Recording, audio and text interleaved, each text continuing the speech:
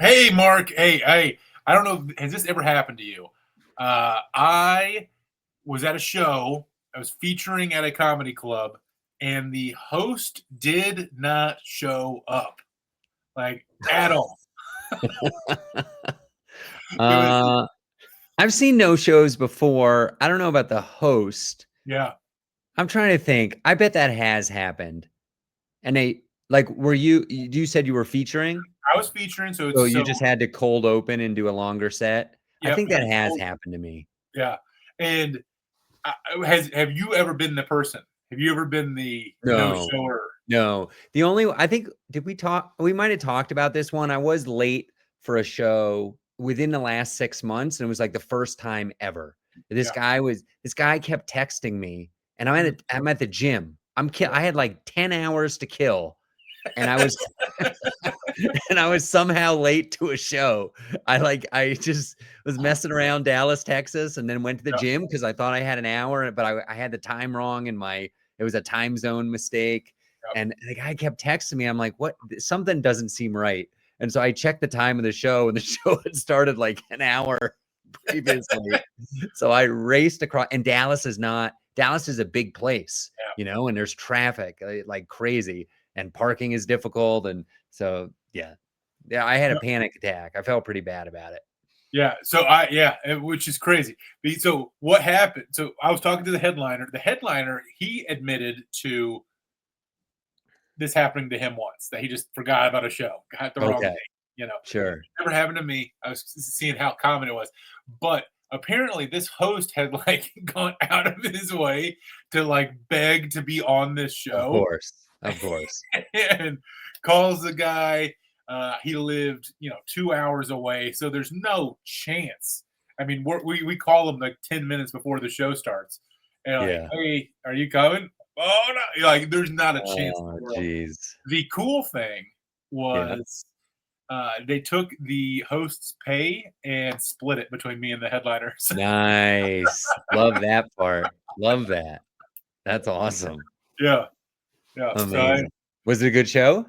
It was okay. It was a Thursday night. We're not going to have a huge crowd. Okay.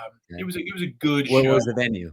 It was Summit City Comedy Club, which Okay. is a good venue. It's one of these clubs that I really like the architecture of. There are certain comedy clubs that you can tell they really thought about it when they built it. And this is one of those clubs where if you have a full room, it's super easy to have a full room. Like, that's Okay. not easy. Yeah. But how do you make it feel full when it's not full? Yep. Yeah. They Yeah. have done that. So they've got levels, and they've got little back areas, and they got little sections, and it's all Yeah. a little bit different like that. So it was built as a comedy club. Apparently, it was dormant for a little while, and then Okay. the Bark people Okay. Took it over. took it over. Yeah.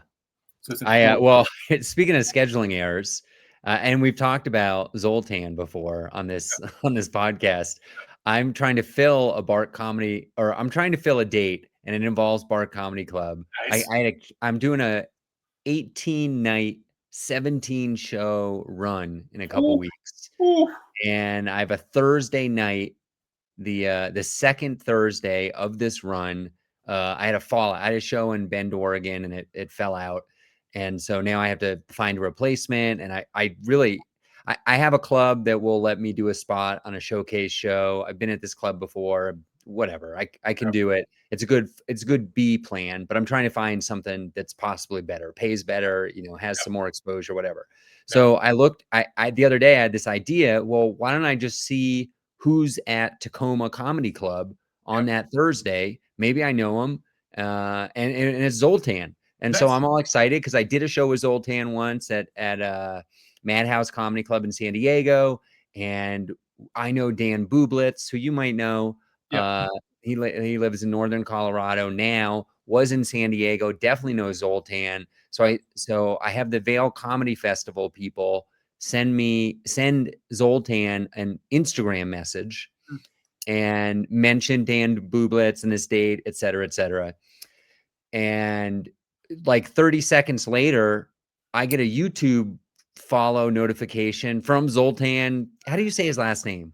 Do you I know? don't know. It's with a K. It's like Kazas or something like Yeah. that. He's like that. He's like that guy in Big that you put the quarter into and Yeah. it speaks to you. Wasn't that Zoltan? That was Zoltan. Yeah, yeah. It's an incredible name. It's a great name. So, anyways, good story so far until I suddenly realize he's at Tacoma Comedy Club the Thursday before I'm going to be doing it. I had the wrong date. I got too excited. It was the 23rd, not the 30th. And so I had to send a note and say I'm not going to be there. I used his website contact form thing, but I might get a different one on the 30th with some performer I've never heard of, some like Instagram star, basically, which may or may not be a good gig. Yeah, is that the first time you've been to Tacoma? I've never been to Tacoma. Yeah. I'll be in Seattle, and I've been to I go to Seattle almost every year. Oh, okay. Yeah. I'm Yeah, this curious. could be towards the end of that run, though. One of the reasons I go is I have a free place to stay, and my buddy who lives out there is moving back to Colorado, which is a real, I mean, I understand that family stuff happens, but how can you inconvenience me and the 4 nights a year I need to stay at your So place? What are selfish. you doing? I'm curious at those other clubs, those other bar clubs, because I've been to 2 of them, 3 of them. Oh, I've been to okay. 3, but I haven't been to the ones. They got a couple in Oklahoma City, and they got a couple up in Seattle and Tacoma, and Yeah, I think they have 2 in Tacoma. They have yeah, like a small room and a big room. yeah, And I'll hopefully I'll be able to let you know. I'll yeah, tell you. Yeah. for sure. Uh, I had something wild happen the other day. I was running to Comedy Works. This was on Sunday. This was just a couple days ago. Oh, you know what? We got to get in the habit of this. I meant to look at when this episode is coming out. I'm gonna say it right now so I can remember it. October 20th, everybody. We Ooh, appreciate you listening in the future on October 20th. So the other day on Sunday, which is a couple days before we're taping this, I was running to Comedy Works. You know Comedy Works, right in Larimer Square downtown. And I'm looking at my phone and it's raining and I have an umbrella and I'm trying not to splash into puddles and I'm coming up onto Larimer and I hear a huge boom, like a gunshot. And then I look up from my phone and there's a car. I guess you maybe haven't been to Larimer Square in a while, but since the pandemic, there are poles that yeah. block off. Oh, yeah, yeah, yeah, yeah. You can't drive through Larimer Square anymore. But Larimer, for anybody who's not familiar, it's a major road in Yeah, Denver. It just yeah, happens to be blocked off for one whole block with yeah. these cement yellow poles. Those are plastic caps on these stainless steel things that Yep. sometimes are out. And so some guy just drove right into the poles, like just right into them, which is honestly not an impossible mistake to make because it was kind of dark out. It's raining. They're Yeah. not like they're very visible. If you're paying attention, you're not going to run into them. But I could see somebody like looking at their phone for a second or the radio and they're driving and they look up, 30 seconds ahead of time. They're still like a block away and they're not really paying attention. And then boom, hits this thing. So anyways, I'm coming up on this car. Like people are freaking out because he hit it like 20, 25 miles an hour and came to an immediate stop. And so people are like, is this guy okay? There's smoke coming out of the car, which is like, I guess it's dust from the airbags. All the airbags went off. You can't see into the car. There's I didn't even know there were rear window airbags. Wow. Maybe that's a new thing. I'm an old car guy. And and so anyways, so the guy pops out. So somebody runs around as I'm still approaching Larimer Square to see if the guy is okay and is kind of panicked. And then he gives a thumbs up to like everybody who's standing around. So it seems like everything's okay until the guy gets out of the car and is drunk as a skunk. Oh, no. He can't walk in a straight line. He's stumbling around. He starts basically running away, but running is an exaggeration because Yeah. he's not an athlete at this point. And so there are bystanders there who are like, dude, you're drunk. You cannot leave the scene of this crime, which I don't know if that's really a thing. I don't know if that's true. I mean, I know he's in trouble and he's Yeah. screwed one way or the other. But anyways, I went into Comedy Works. When I came out later, the car was still there. There were fire truck and the guy was long gone. So he definitely escaped the guy who was trying to hold him there. And I think he's in trouble though. Yeah, yeah. That's such a bummer. Yeah, it's funny that you're like, hey, it makes sense. It's dark, it's rainy, but he was also drunk. Well, yeah, we finally got to that. Yes. I mean, I don't think, I don't know. I think if he was paying attention, he probably wouldn't have run into concrete poles. Yeah. But it's not like a wall is the thing. The other thing is there are signs there, like banners that go across the street up at, I don't know, 20 feet in the sky. So you could totally be reading the banners Yeah. and just drive right into the poles because the poles are only like 3 feet tall. Yeah. Dude, that's nutty. Man, I had like one of these moments that like my heart sank. I'm like, what do I do? How do I even respond to this? So I did a World Series of Comedy like event, like satellite event, and out of that I got this booking for the Air National Guard or something like that. It's up in Ohio. This like I've never performed for the military. I've always wanted to. I think it'd be fun. So I like that idea, and I think I would fit well. They always say like no politics, no nothing too dirty. I'm like, okay, well that's me, and so I was pretty excited about it. And going back and forth with the guy, like we finally figured out a date, and then he's like, okay, does this date work? And I say, yeah, that date works. He's like, all right, let me confirm the date, and I'll get back to you by Tuesday. And then like 2 weeks later, I follow back. I'm like, hey, did we confirm this or not? I don't know. And basically nothing. And then it's now 2 or 3 months later, and I have rebooked that day. And he says, hey, we still on for Saturday? Oh my god. Oh, jeez. Dude, I'm like, I'm trying to scramble because I don't want to look bad to this booker, but also like, yeah, that's on him. I have right here in black and white. I'm going to confirm on Tuesday, and then me saying later, "Is this confirmed?" Yeah, and whatever. And he's like, "No, don't sweat it." He was very nice about it. Like, don't sweat it. This is totally my fault. And to be honest with you, it's still not confirmed. It's like 4 days away. It's still not confirmed because of the government shutdown. So we're still not sure. Wow. I don't know if it even happened. I don't know if it happened or not, but it was one of those things where was it at like a military base? Yeah, I think it was at the Air Force base or the Air National Guard base or whatever. Neat. But yeah, I think that would have been cool. Yeah. And a good credit, maybe parlay that into going to Afghanistan, Iraq or something. Yeah, Afghanistan. I had a 50-50 shot on that pretty much. That'd be fun. Those USO tours, those sound fun. I mean, Marilyn Monroe did it. We can't make that hard. They sound fun and a little miserable. I don't know if you've talked to comics who've done them, but they're very prescribed. Like you have to be in an exact location all the time. Once you get to the base, a lot of times you can't leave the base, depending on where you are. If you go to like Venezuela, it's probably okay to go out. But if you go to like Afghanistan, you're stuck. And, I've heard comics complain about cruise ships too.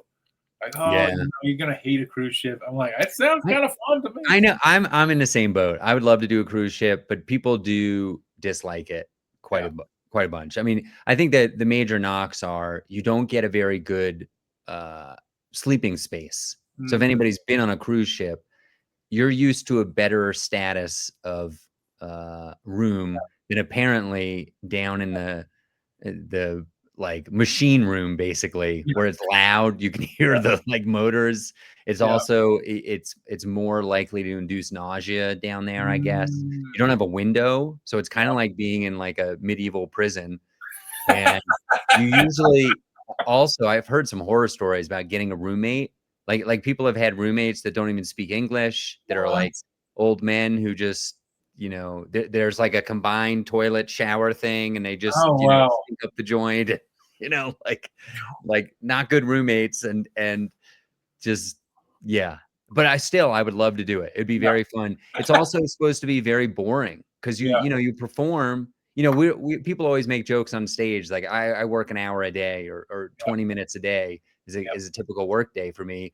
But the nice thing is I get, if I'm working 20 minutes a day, I get 23 hours and 40 minutes of freedom.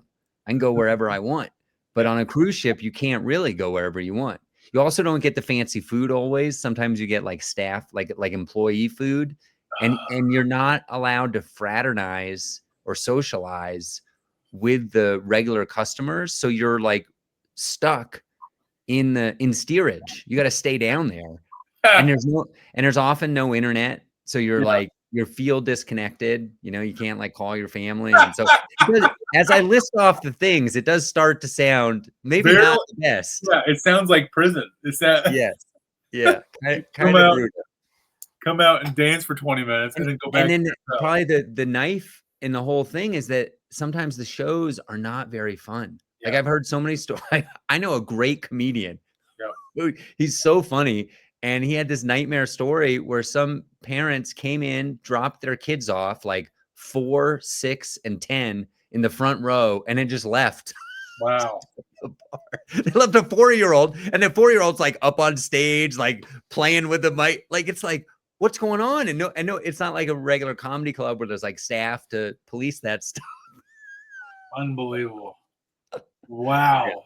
All that said, if there are any cruise ship agents out there watching this, markmasters.co has my contact form. Very interested, would like to try it.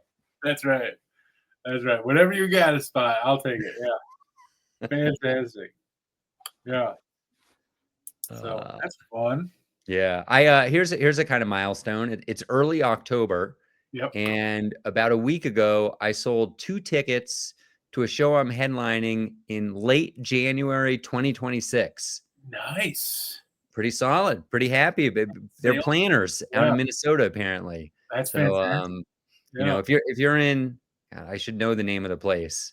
What is it called? Grand Rapids, Minnesota. Grand Rapids, Minnesota. You better get those tickets because 2 of them have sold already, and it's on the verge of a sellout. Tickets are moving quickly, everybody. Yeah. So there's a Grand Rapids, Minnesota. I know there's a Grand Rapids, Michigan. It's not Michigan. It's weird. Grand Rapids. One of those like really famous. Like I think there's a Paris, Texas. Oh, there's a Paris everything. There's like a Paris, Maine, Paris. Oh, dude, in Kentucky, there's a few cities that are named like this, but the worst is Versailles, Kentucky. So is that how you pronounce it? That's how you pronounce it. That's how I swear you pronounce it. Is it spelled the same way as Versailles? Spelled exactly like Versailles. And they're like, we ain't doing this French pronunciation crap. It's Versailles up in here. Versailles. It would be more like Versailles. Because there's an extra LE in there. Yeah. So Versailles. Versailles, Kentucky, man. They're doing it. Awesome. Good beignets in Versailles, or good crepes. I guess crepes is more the French thing. I think good moonshine in Versailles. Yeah, I bet. That's the only thing you got over there. Oh man. So I did a show. So instead of doing the Air Reserve or Air National Guard or whatever it was, that show, the show that I replaced it with was at a place called Liquor Labs. Okay. And it was this like interactive cocktail. Oh, fun. I get it. So it was a lot more people than I expected. Yeah, that's cool. I've seen dessert labs like that. Yeah. Where like the chef is there or whatever. And so they have like a mixologist that can make things. I think that's that's a lofty term for the guy that's just standing up there. I'm like, the whole time I was thinking, so I got to watch the whole thing. I didn't have anything to mix together. But I'm like, my goodness, bartending is easy. Like, I don't know if that's true, man. I used to be a bartender. It's not not easy. I mean, they make it. The difficulty is made up in volume. Yeah, I'm sure. The speed at which you have to make drinks sometimes is absurd.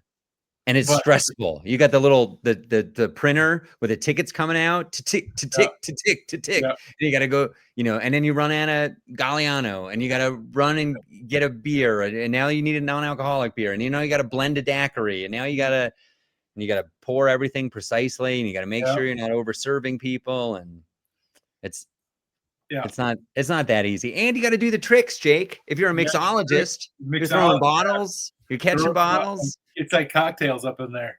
Yeah, But the cocktail. cocktail is it cocktail? I've Yeah, never seen the movie. classic Tom Cruise movie that I will eventually get on Laserdisc. Yeah, yeah, I don't have it. I don't have it yet, come but on. I'll work on that.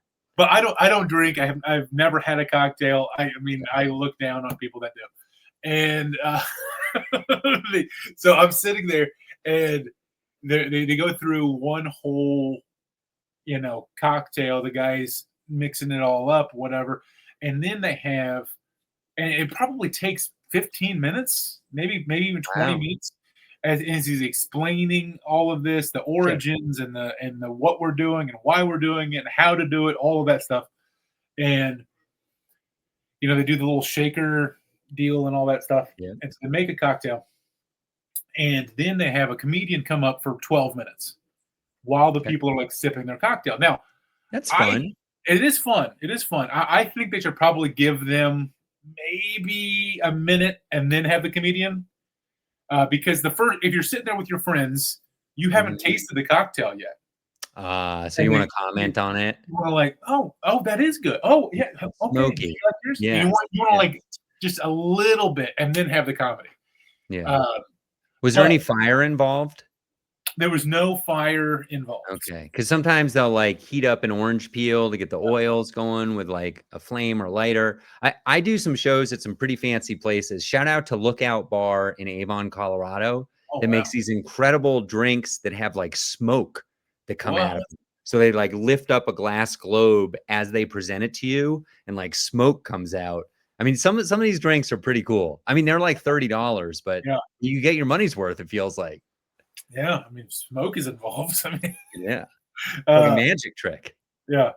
So I thought that was a weird place to perform. So you're getting heckled by beverages, basically. Yeah, yeah. So I was the second comedian, which means everybody in the room has already drank one full cocktail, and now they're on their second one.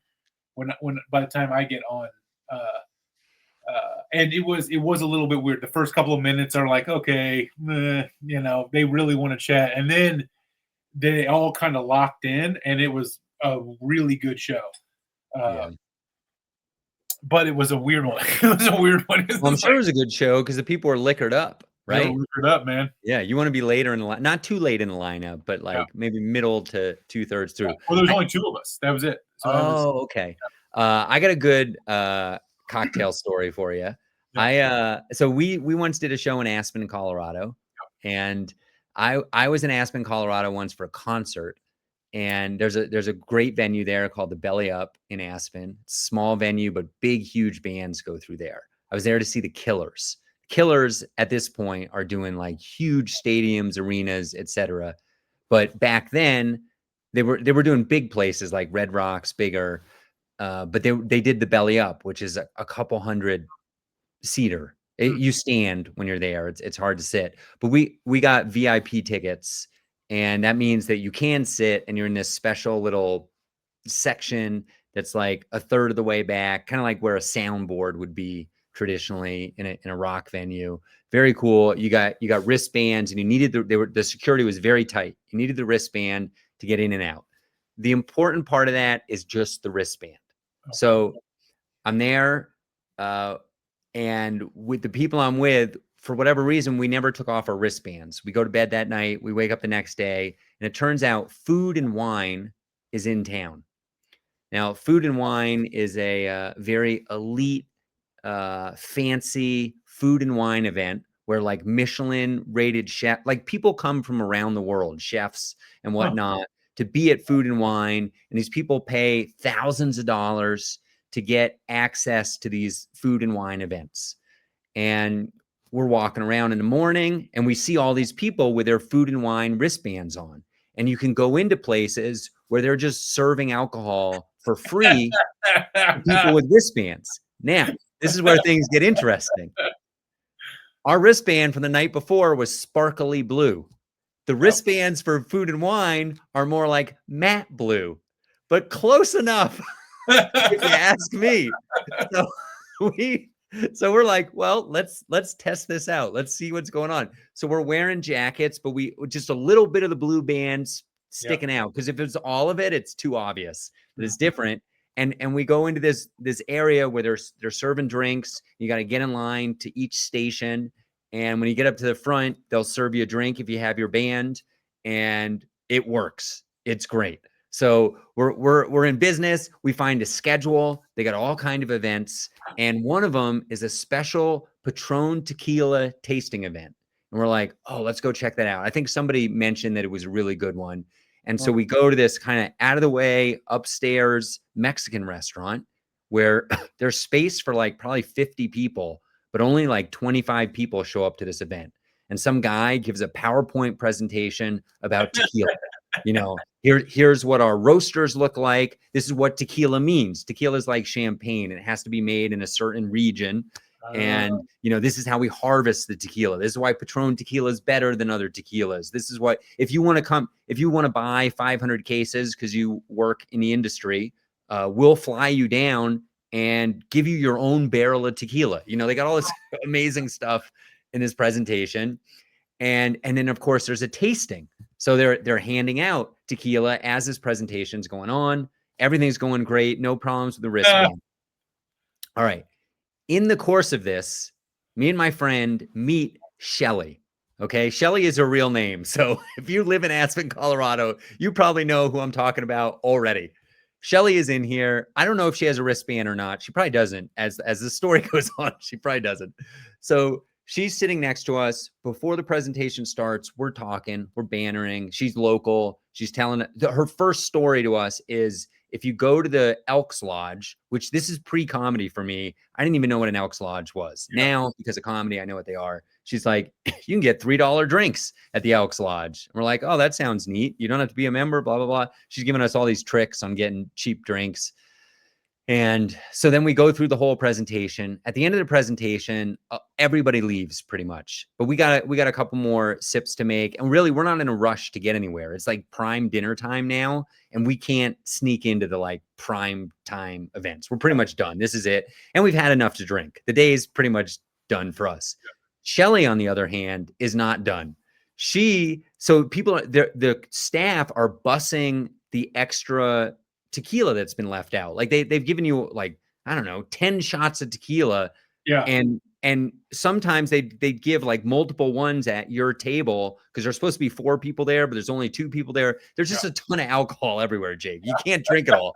But Shelly is trying. She's my goodness, picking up shots from other tables and taking them. She's got some kind of plastic bag she's like dumping shots into.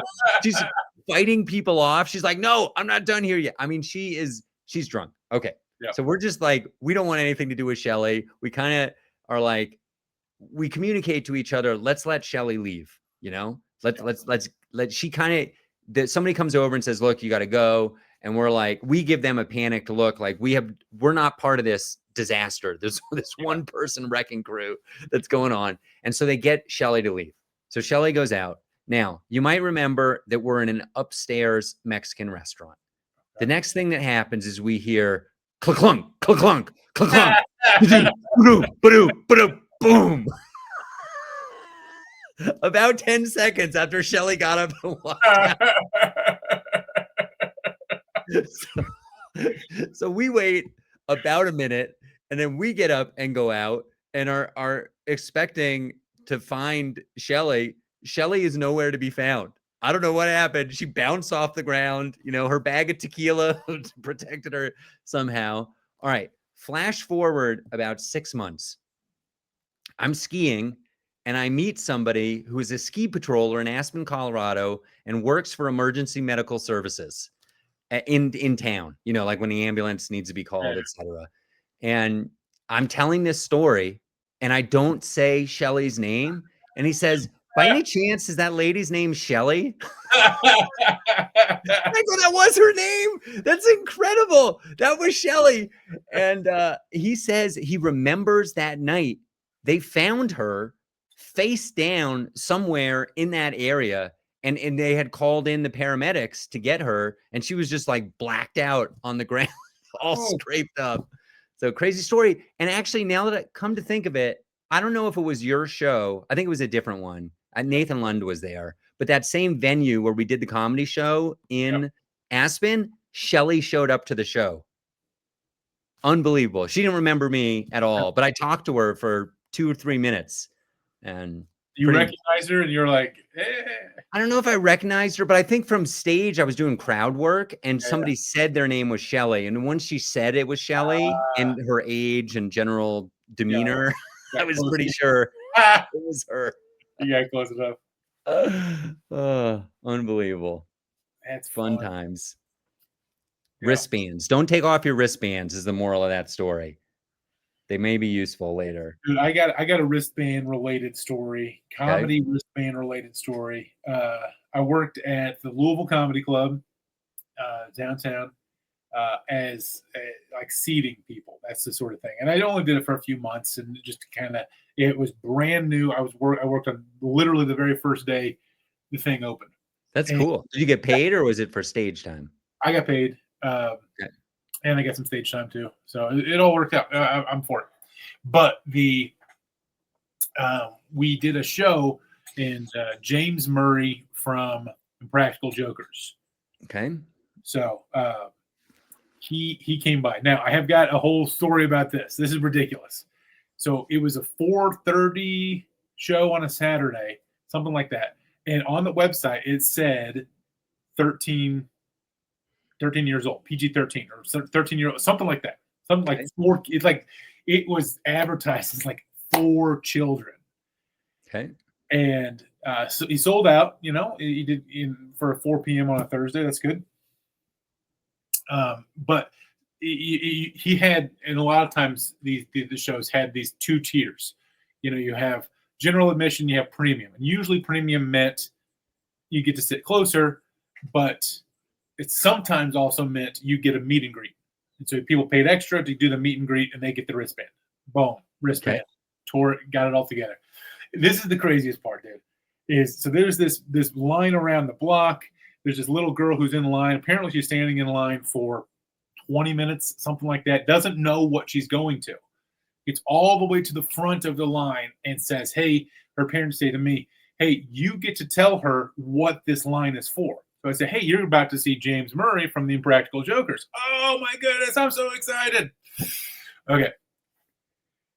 About 25 minutes into the show, this girl comes out weeping, full on like bawling in tears.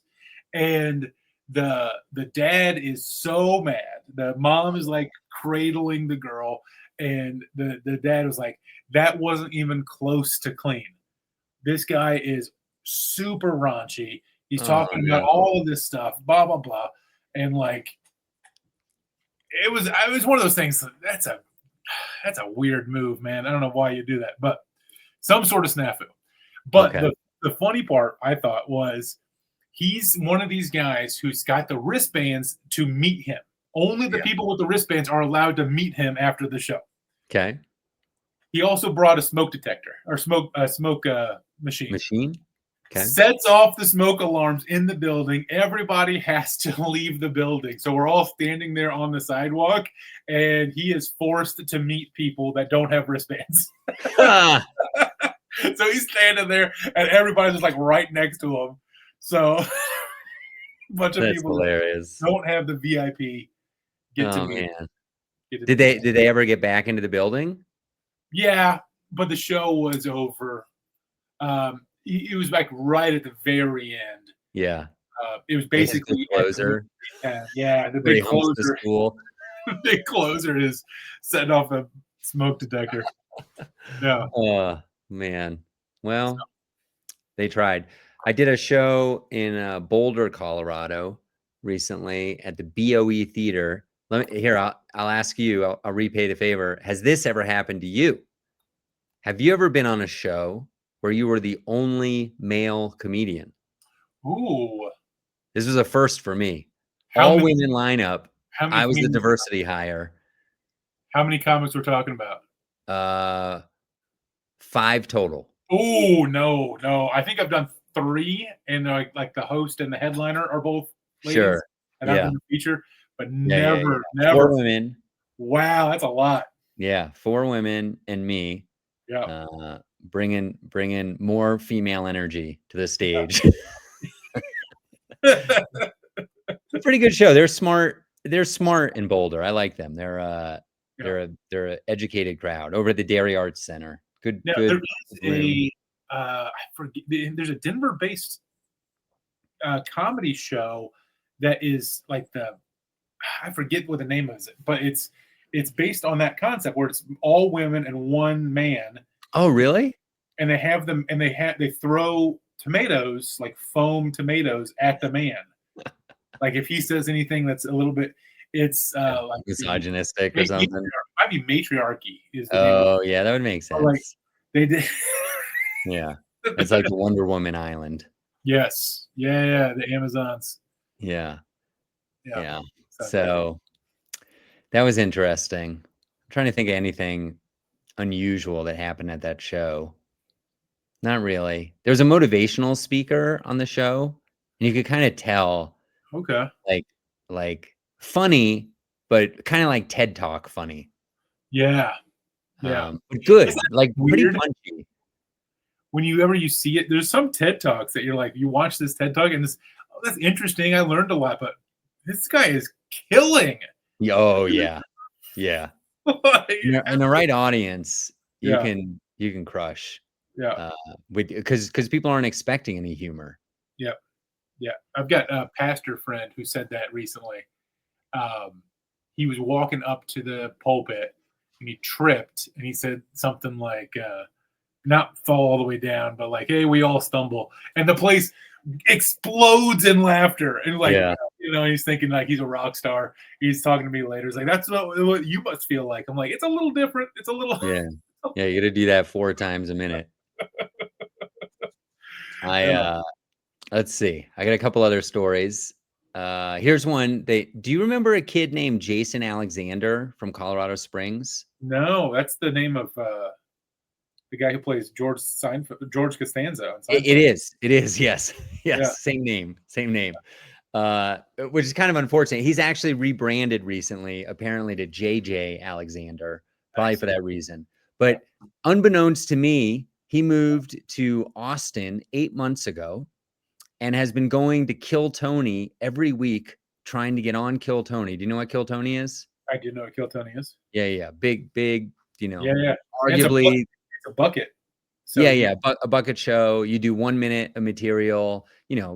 They've sold out Madison Square Garden. Kill Tony is a big deal. I went to it pre-pandemic when it was at the Comedy Store in LA, and even then, it felt big. There was like 300-400 people there in the audience. It was sold out, but it's way bigger now.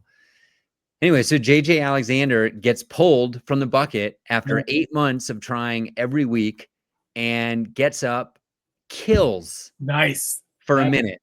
He's got this. I don't want to ruin it. I don't know how you could find it, but Google it. It's right around October 1st, give or take, the Kill Tony episode. And afterwards, during the panel conversation, he mentions that he knows how to solve a Rubik's Cube. Tony just happens to have a Rubik's Cube. They give him a Rubik's Cube. He solves the Rubik's Cube. The crowd goes wild. He has a great panel interaction where he's like, I moved here 8 months ago. I got 4 roommates. I sleep in a bunk bed. All I do is I get up at 5 a.m. to work at a coffee shop, and I go to Mike's at night. I'm working really hard. And Tony's like, hey, you're really funny. You're doing everything right. We're giving you a golden ticket. And I don't know if you know. Do you know what the golden ticket is? You know about this? Yeah, go ahead. You're guessing it's a good thing based on your It's a good Wonka. thing. It sounds good. Yes, it sounds good. It is good. It means basically that you are allowed to come back anytime and perform without having to put your name in the bucket. Wow. and it's kind of like a step up. You know how Comedy Works has like rungs of the ladder, you move up. It's a step in the Kill Tony universe to eventually become a regular on Kill Tony. And like Cam Patterson, who just made SNL, Yep. That's the same path he took. So Yep. this kid who is, I used to see at open mics, just is killing it. So I just want to say shout out, congratulations to Jason Alexander. I texted him, like I listened to the episode like 4 or 5 days after it came out because somebody told me. I saw Mike Hammock, who's a Colorado Springs comic at Comedy Works, and he told me about it. So I listened to that episode, and I couldn't have been prouder and more excited for him. And I texted him, and he was real excited and said thank you. And so anyways, I thought that was pretty cool. Yeah, that is cool. I've seen a comic that I knew did one brief show together, and she did good enough, and she was kind of on the road, and they paid for her hotel. They were like, "Hey, we'll give you a hotel tonight," which is very nice of them. Yeah, but didn't get a golden ticket. And then I've seen a lot of comics I know eat it, eat it so hard. Rough. If they don't like you pretty quickly, I mean, it's tough. You can't recover in the panel. They're wicked. They're pretty mean. Yeah, but I mean, the guys that I saw not do well, the comedians were one guy. He was in Louisville and he was going to move to Austin. I'm like, really? One of those guys. And another is a Denver guy who I know, you might know, that he moved or he. Are you going to tell me on the Patreon? Yeah, I'll tell you on the Patreon. Okay, patreon.com/Mark and Jake. Everybody, get on there. We got great content in there. Yeah, and I told, and he ate it so hard, and they they did the banned him for life. Oh, like, if you do so bad, they will ban you forever. Oh my god, the opposite of the golden ticket. He did not. His 1 minute was bad, but not like awful. I've seen worse. Okay, but he kept annoying them by trying to do bits during the panel, like not giving them straight answers. Like Tony just wants a straight answer. Yeah, like, he wants to be the funny one. He wants to be You're the funny supposed to be the straight guy. Yeah. You just, what do you do for? Oh, I do a bunch of drugs. Oh, okay. Well, that's not what you do for a living. Yeah. So does this person still do comedy? I don't know. Okay. In Denver. Well, we'll talk about it on the Patreon. I bet I know. Denver-based comedian. Yeah. So. All right. It is funny to see or to hear about. This is the first time I've heard about a comedian do well. Yeah, pretty exciting. It'll be neat to see where he goes. My brother, I've got this brother who's missing a finger, and he's like this business guy, whatever. And he was talking about how big Kill Tony is. Kill Tony is so big, so big. So big. You need to start Kill Tony. You need to do. We started it, dude. We're gonna get there. Yeah. No. He was saying you need to start a Kill Tony. Oh, for like Louisville. He wanted it for clean, like a clean Kill Tony. I'm like, I don't know if that works. I mean, it might. Like the clean. It could. I mean, the odds of getting that big, and Tony's been doing it for 10 plus years. I feel like. I mean, close to a decade, if not already over a decade. Have you ever done a Kill Tony or like a Kill Tony knockoff? I have not. I've done New Talent Night when I only got to do 2 minutes, which is close to 1 minute.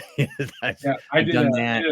I did a minute of comedy on a show. I was on the same show as Colin Quinn.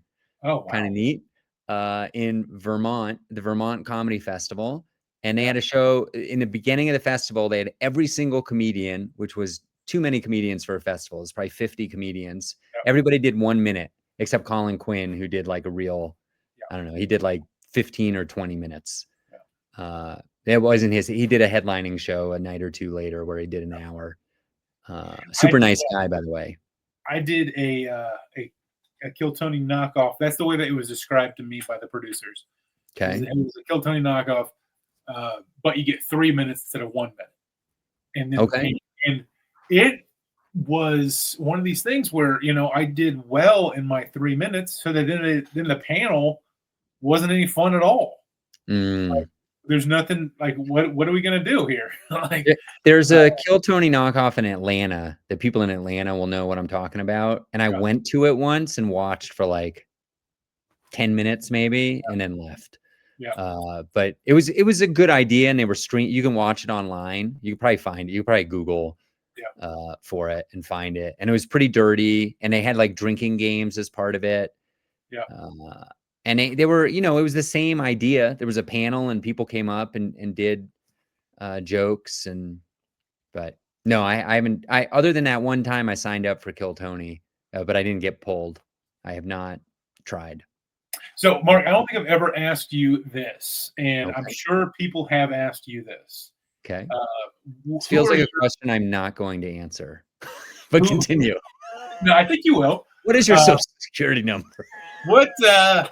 How did you make your what? Who's your comedy like inspiration? Like Oh your yeah. young man comedy inspiration.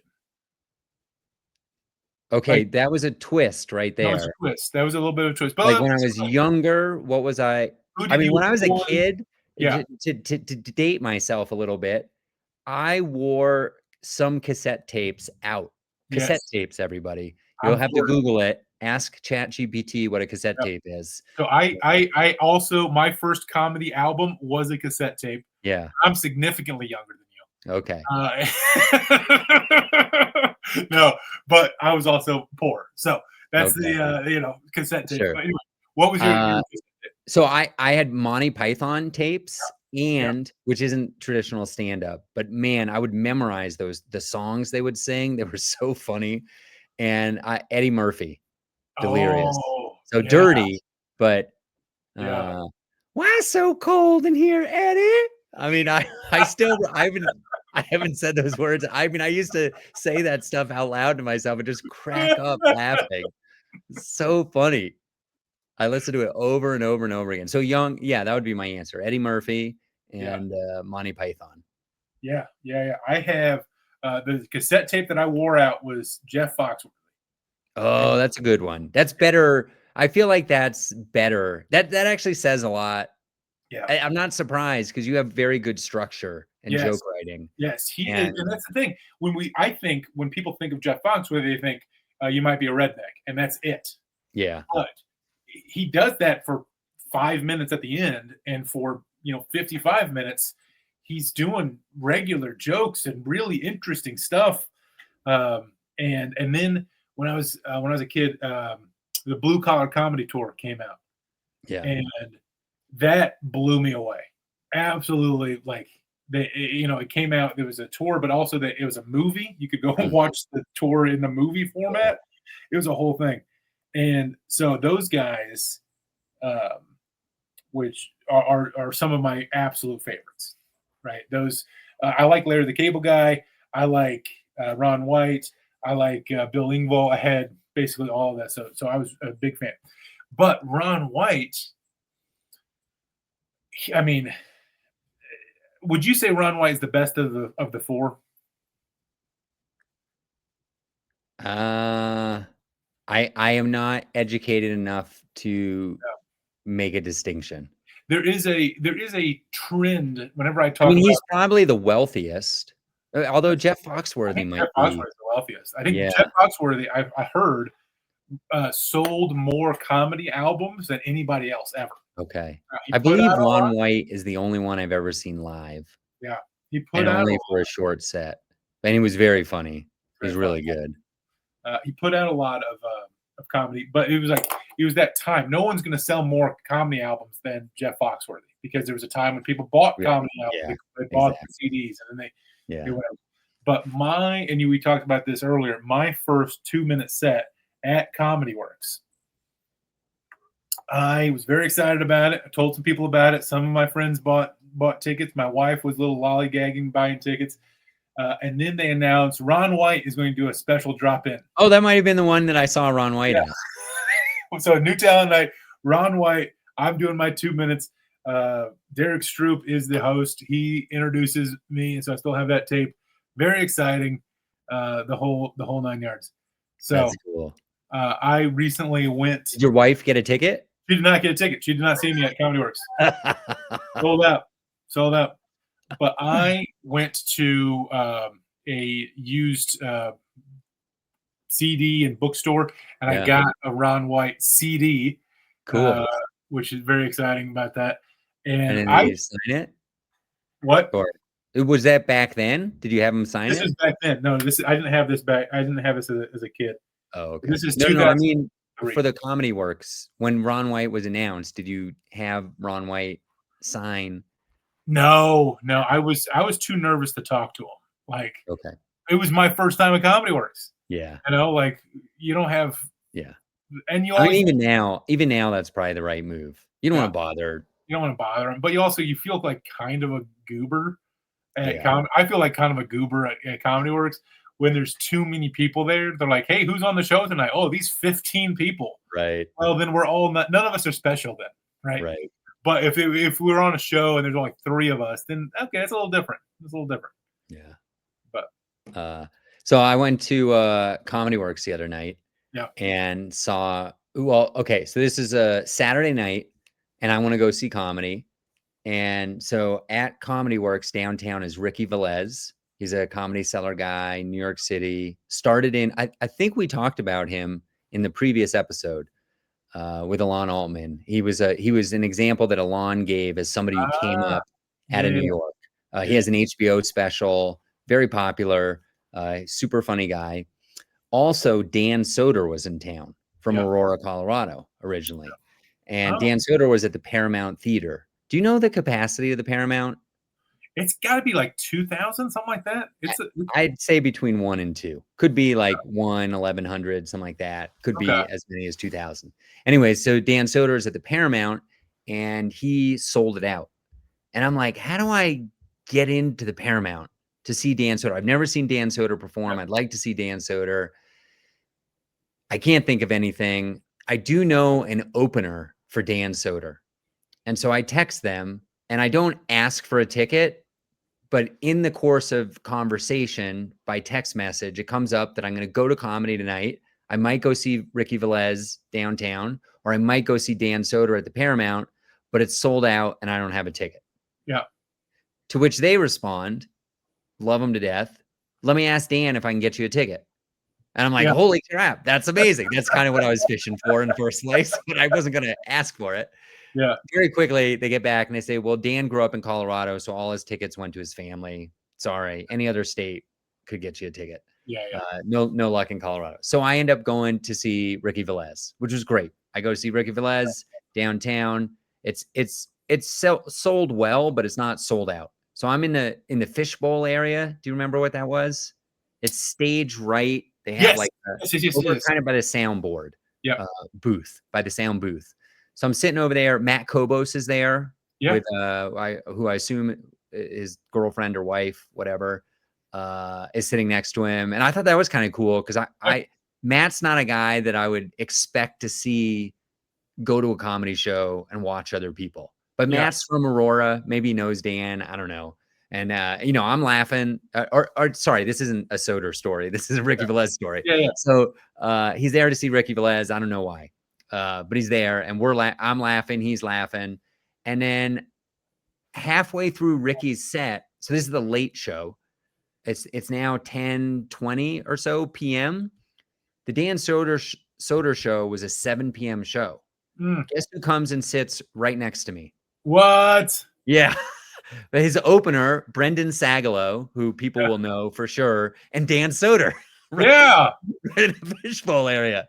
And they're there for like about 10 minutes. They watch that much of the show, and then they leave, I presume, to go to the green room and hang out with Ricky later, because Ricky and Dan are old friends. They came up in comedy together.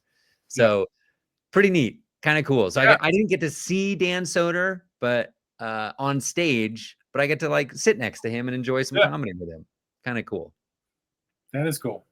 Yeah. That is cool. Wow. Small world. And he was in the green room later. And to your point about Ron White, I did leave. I could have easily gone over and said hello, but I probably would have been awkward and weird, and I didn't. Yes. And I was kind of proud of myself for just leaving. Yeah, I mean that happened. Yes, a very similar thing happened to me with Nate Bargatze, and I was in the parking lot of Zany's, and he comes by, and he's not talking to me. He's talking to Dusty Slay, who's right next to me, Okay. and yelling. And he's in his Porsche, and his Porsche is idling, and it's so loud that you can't hear anything. Like there's no way that Dusty's able to hear him because Dusty's on the other side of me, and I can't hear him. Yeah. And he reads the lips good enough, and they're talking, and I'm just like looking back and forth. Dusty Slay, Nate Bargatze, Dusty Slay, and then he just drives off, and I'm like, all right, All right. here it is. Crazy. What color is his Porsche? Yellow, mostly yellow, a little bit of black. Okay. Like bumblebee yellow, bright yellow. That's Yeah. pretty cool. That sends a statement. Mm-hmm. I did my first open mic last night in forever. Probably the first one this year. I did it to support. I know I'm bad, dude. I'm bad. I get on stage 150 nights a year, so I figure I don't need. I've really been trying to justify it to myself recently. Like here's my logic, Jake. Open mics encourage material that's too dirty and too dark.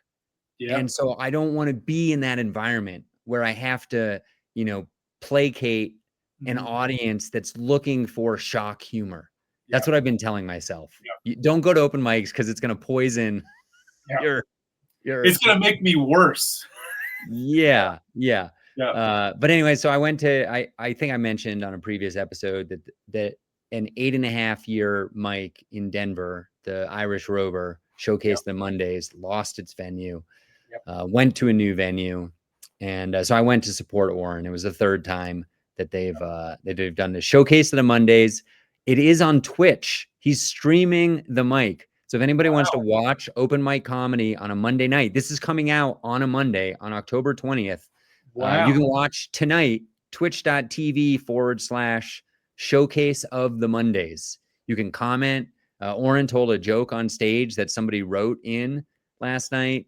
Anyways, it was what I remember of open mic comedy. It was pretty miserable. That was one of those things. I mean, that was the first open mic that I went to in Denver, and you look at it and you're like, wow, I can do way better than these guys.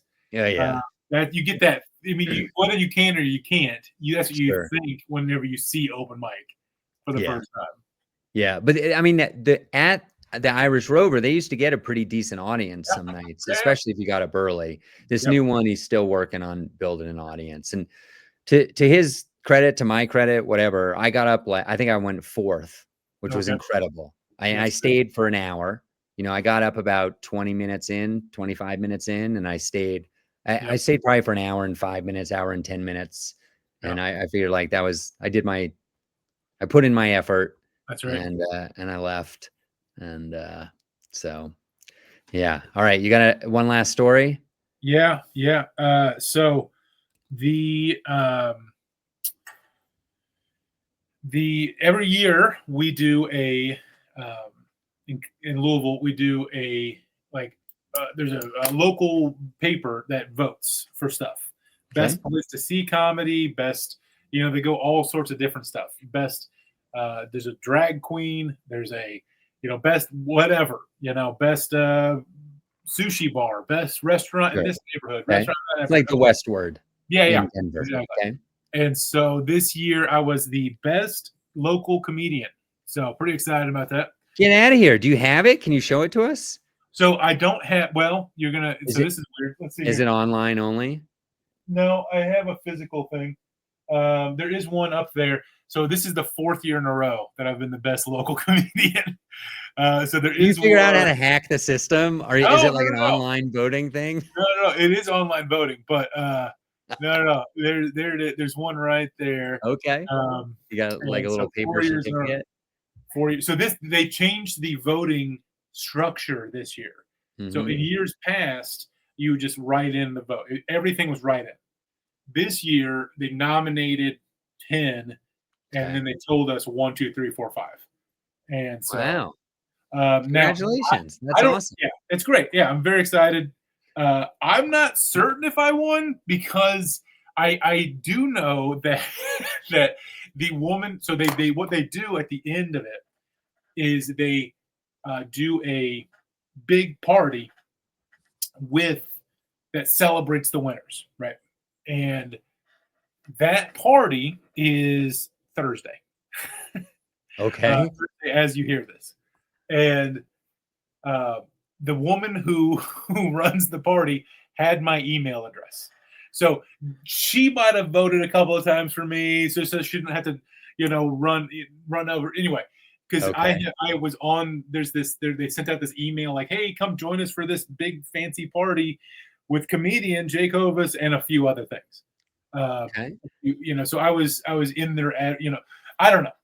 So did I legitimately win? Hopefully we can trust the system that I legitimately won.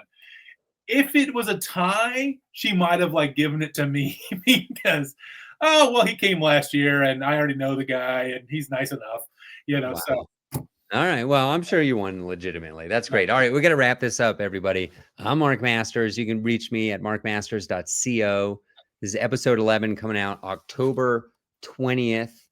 You can find all my dates on my website, markmasters.co. But October 22nd, I'll be at Wise Guys in Salt Lake City. October 23rd, I'll be at a theater, the Lamp House Theater in Twin Falls, Idaho. I'm headlining that one. I want to sell tickets. Come out, Twin Falls. 24th and 25th, I'm in Richland, Washington, Joker's Comedy Club, headlining those. Want to sell tickets to those as well. And then October 27th, I'm basically headlining an open mic, I think is the deal. It's Tony V's Garage. And I'm getting paid. Oh, I'll tell you on the Patreon how much I'm getting paid. And the Patreon is at patreon.com/Mark and Jake, where I'll also talk about some behind the scenes of the Mountain Fresh Comedy Festival, which will have happened by the time this episode comes out, but we're in the final stretch and I'm burning the candle at both ends. Jake, what do you got? I go to bigjakecomedy.com on Thursday. If you're in Louisville, you can come to play for the big fancy party with Leo Weekly. And on Saturday, the 25th, Evansville, Indiana, I'm headlining a show there. So Awesome. Big Jake Hovis. All right. We'll see you all next time. Keep tuning in.